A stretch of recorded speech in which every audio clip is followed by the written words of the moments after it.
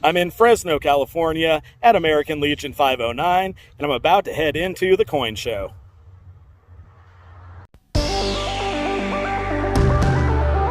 Stacking Cat. Hello, everyone, and welcome to the Stacking Kat channel, where I talk all things silver with a little bit of gold. Please don't forget to subscribe and push that notification bell. If you enjoy what you see, hit that like button and share this video. Okay, so as you can see, I am in Fresno, California, the best little city in the USA. Although 500,000 people live here, I don't know if that stands up any longer, but I am hoping to go to the best little coin show in the USA, down here at American Legion Hall 509, about 10 minutes from where I am at. Took the 2.5-hour drive, hadn't been to a coin show in over a year, so let's head on over there. Let's hope they have some silver, some gold bullion, and some affordable premiums, so let's check it out. I'm here at American Legion Federal Post 509, about to go in, and they do have bingo on Wednesday nights, open to the public. Tempting. Let's go see some coins. Just got inside, and it looks like kind of a medium-sized show. I'm standing here in the corner, and people are probably like, what's this dude doing recording us? But hey, it's the Stacking Kat YouTube channel, right? So it looks like they do have a lot of numismatic and slab coins, but we're here to hunt for some silver and some gold. So let's get to it and see what they have. Okay, so I'm going to start here. Looks like they have some constitutional silver, some 90%. Charging $25 face, though. A little pricey. Wow, looks like they have a really nice Johnson Matthey 100-ounce bar. I'd love to take that thing home. Not quite in my budget. Let's go over here. So a lot of gold, a lot of numismatic stuff that I am noticing as I kind of peruse and go along through this coin show. What do we got here up in the corner? Is that a buffalo?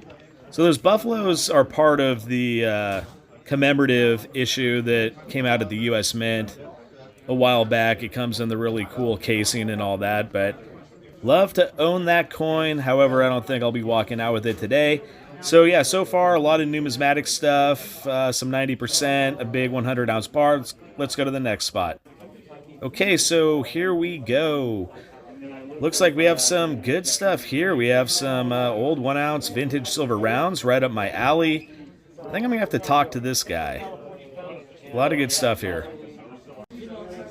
Okay, we have some old gold, some Indian incuse heads, pretty pricey. Probably move on from that. Okay, so we have some old Morgan dollars here, some gold here, and a couple of flips, or a couple of 2x2s. I've been talking to quite a few of the dealers, and we've been talking premiums and silver and a lot of the other stuff. Just a lot of numismatics right now. It's just silver and gold bullion. Where are you? Okay, another table. Looks like we have quite a few Morgans. And some peace dollars, seated liberties. All this stuff is pretty high priced, all BU grade and AU grade, some key dates, but I did find some silver and some gold. I'm going to continue looking on and hopefully find some more. We'll see what happens. Okay, so what you see right here is what I was able to pick up there down in Fresno. And first off, before I get into it, I do want to say everybody down there was really nice and great. The show was a medium-sized show, not near capacity. There weren't that many people when I was there, and that actually makes things a little bit nicer because you're able to kind of go through and talk to the vendors and go over a lot of what they have without having to deal with any of those distractions of just other people, you know, kind of butting their way in there. So that was nice. Nice little break. A lot of shows are usually more crowded, but all in all, I did have a really good time. So let me get into what I got down there, and then I will talk about my experience.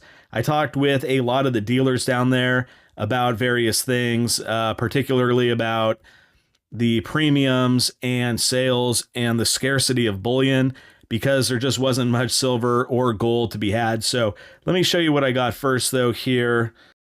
And I got another one of these, or 3 of these, old Liberty Silver A-marks. You guys could see. These were out in the early to mid 80s. A-Mark was a really big company. I have quite a few of these at this point. They were actually the distributor for the Mexican Silver Libertads when those first came out. I want to say the 1982s began being distributed in the United States around 1983, maybe even 1984. I know there was a little delay. So I'm a big fan of these. The field has a little bit of a mirror proofing to it, but I like the eagle with the heraldic shield in the middle. And I didn't even know they made 1983, so when I saw those, I decided to go for them. Now, I was able to get these for just $5 over spot, which is a pretty good deal when you're talking about generic rounds at this point. The guy had quite a few old generic rounds, but still it's a pretty high premium, so I decided to only go with 3 of them, and I was working on a budget. There were some other things I wanted to look into, but this was the first purchase that I made. Okay, so let me get on to purchase number 2, which was from a different vendor. And I just got 3 random year American Silver Eagles. As you can see, this one is a 2020. I believe I also got a 2013 in there as well. So just some standard Eagles. I mean, I don't really care about the year too much when it comes down to it. And the guy was selling these for $8.50 over spot, which is a pretty good price considering the times we're in right now.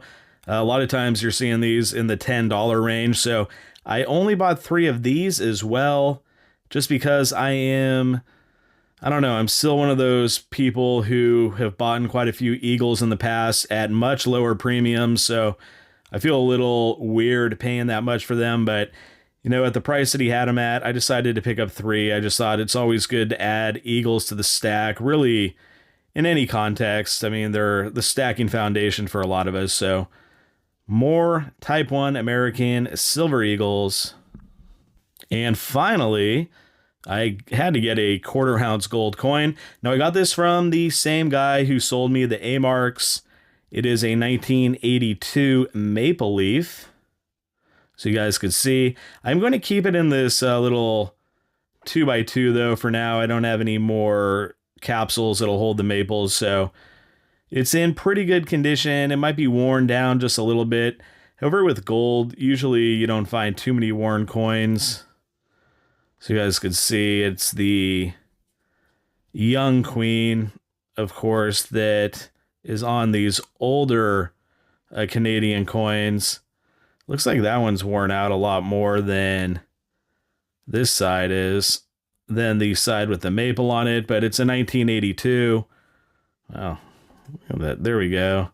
A little bit closer. Yeah, so it is what it is. He sold this to me for only $25 over, which, of course, if you extrapolate out, that is a $100 premium.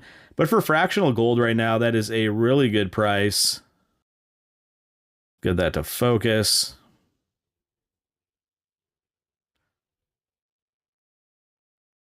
Yeah, so just another 1/4 ounce gold out of the gold stack, which I have been stacking pretty hard this year compared to silver, just those premiums. I'm just really not down with them right now, so the silver premiums, that is. So I have been stacking gold a little bit harder. Now, when I was down there, silver was sitting around 26, gold was around 1770, so I was able to pay pretty good prices for all of this stuff. So let's get into some of the conversations that I had with some of the dealers, some of the vendors down there.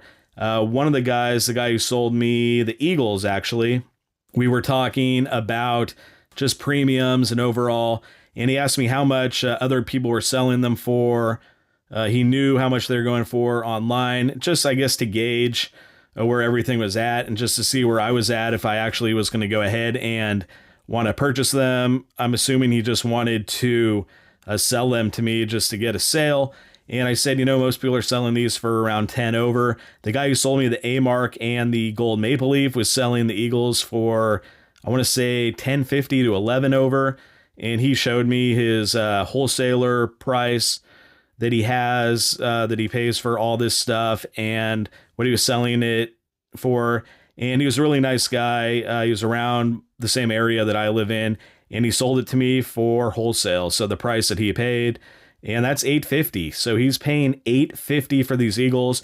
And I understand that a lot of the inventory he has, he probably paid a lot lower of a premium, and especially like the 2013s back in the day, they were a lot cheaper. You know, the premiums were like $3 probably. And for wholesale, I'm assuming they're probably like in the $1.50 to $2 range. But, you know, the way it is now, these dealers have to replenish their inventory if they sell out. So I'm happy with that.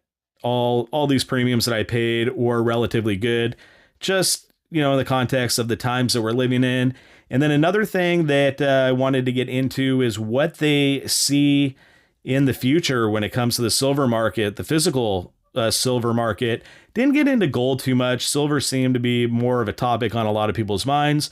I mean, there's probably 95% of the show was numismatics, slabbed coins, or if they had like Morgan's peace dollars, stuff like that, they were in the BU or AU grade, and they're going for a pretty high price.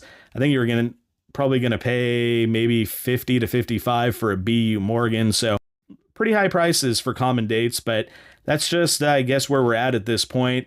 And the bullion was scarce. You know, where is the bullion? It wasn't there. Now I know a lot of these things could be anecdotal. A lot of coin shops are completely out of silver. I've been to a few that's been the case, and the stuff that they did have, they were selling at really high premiums. But I've also been to coin shops that still have a decent amount of silver. So I guess it depends where you go, or if it's like right place at the right time. But at this coin show, a lot of the dealers were really kind of concerned in a way that their inventory was never going to be replenished. You know, this was kind of it. You know, when you're at these coin shows, one of the great things about them is a lot of the people that are there have been in the business for a very long time. They've seen everything. I was talking to one guy, we all went all the way back to 1980 and the Hunt Brothers controversy when silver shot up over $40 an ounce. We were talking about in 2011, 2012, after the 2008 financial crisis, that silver was, you know, in the over $40 range as well. And, you know, they're just thinking that where is this going to next? And so we don't know. They are really kind of baffled at it and are baffled by it. They know why people want silver, but they've really never seen it in this kind of crazy context where the price of silver and gold especially silver, it's staying around that 25, 26 range. It's really kind of adjusted and gotten to where it should be. 3 or 4 years ago when silver was like 14 or 15 an ounce, that just was extremely low. And now it's kind of readjusted to the position where it probably should be at. However, the premiums are still really high. The demand is really high. A lot of these guys are saying, you know, they haven't had silver to sell anybody in quite some time. And, you know, when you go to coin shows, you do see a lot of numismatics. That's usually it's like about, 4-1 in the ratio between numismatic coins and silver or gold bullion. But this time, like I said, it was probably 95% numismatics. But all in all, it was a great time. Fresno was a nice city. I was just there for one night, just shot down there on the weekend. It was a 2-day show. Weather was great. Everything went good, so I'm glad to have picked up some more silver to the stack. So 6 ounces of silver, a 1/4 ounce of gold. I can't really go wrong with that. Paid decent enough prices, so I'm happy with that. And I was just happy to be at a coin show and talking to these guys and talking to everybody because it's been a long time. It's been over a year. I'm a huge coin show advocate. I think between coin shows and coin shops, they are the best places to find your silver and your gold. Definitely the best places to find the good prices. So, you know, I'm a fan of the online dealers too. I mean, I do a weekly video series trying to find the best deals, but, you know, there's just something to be said about that face-to-face interaction and just picking the brains of people who have been around silver and gold and coins in general for decades. So if you do find a coin show near you, try to make an effort to get out to one. Everything there was run really smoothly. It was safe. It was all good. So really happy that I went. and I hope you guys enjoyed a little of the video footage I was able to take. I thought that would just add a little benefit to this video, and I enjoy recording all that kind of stuff and documenting it, so I hope you guys did enjoy that, and thank you for watching this video. I greatly do appreciate it. And if you'd like to see more videos about silver with a little bit of gold, then please subscribe and push that notification bell, smash that like button, and leave a comment. And until next time, this is the Stacking Cat.